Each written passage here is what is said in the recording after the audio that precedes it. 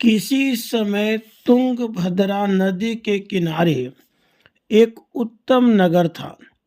वहां आत्मदेव नाम के एक सदाचारी कर्मनिष्ठ ब्राह्मण रहते थे।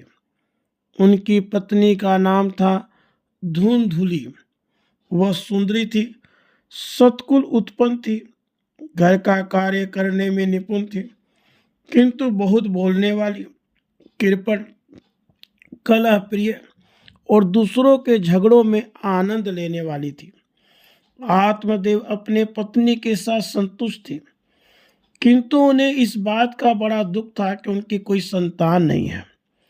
उन्होंने दान पुण्य में अपनी संपत्ति का आधा भाग व्यय भी कर दिया, किंतु कोई संतति नहीं हुई। अंत में दुखी होकर उन्होंने देह त्याग का निश्चय कर लिया और एक दिन चुपचाप वन में चले गए। वन में प्यास लगने पर एक सरोवर से जल पीकर वे बैठे थे कि वहीं एक सन्यासी आ गए।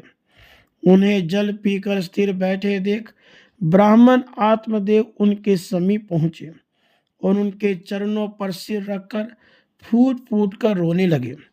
सन्यासी महात्मा के पूछने पर आत्मदेव ने अपने कष्ट की बात बतलाई और पुत्र प्राप्ति का उपाय पूछा। देवज्ञ सन्यासी ने योग बल से उनकी भाग्य रेखा देखकर बताया, तुम्हारे प्रारब्ध में 7 जन्मों तक पुत्र नहीं है। पुत्र प्राप्ति के मुंह को छोड़ दो, यह मुंह अज्ञान से ही है। देखो, पुत्र के कारण महाराज सगर और राजा अंग को भी अत्यंत दुख भोगना पड़ा है।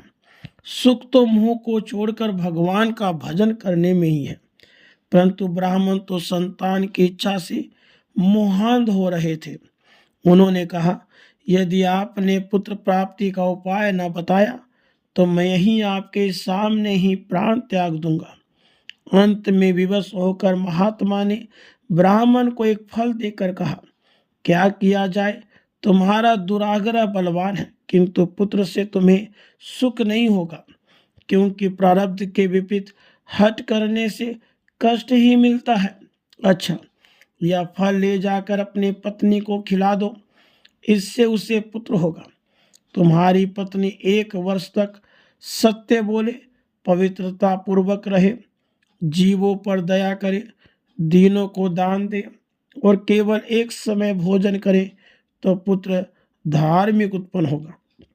महात्मा तो फल देकर चले गए और ब्राह्मण ने घर आकर फल अपने पत्नी को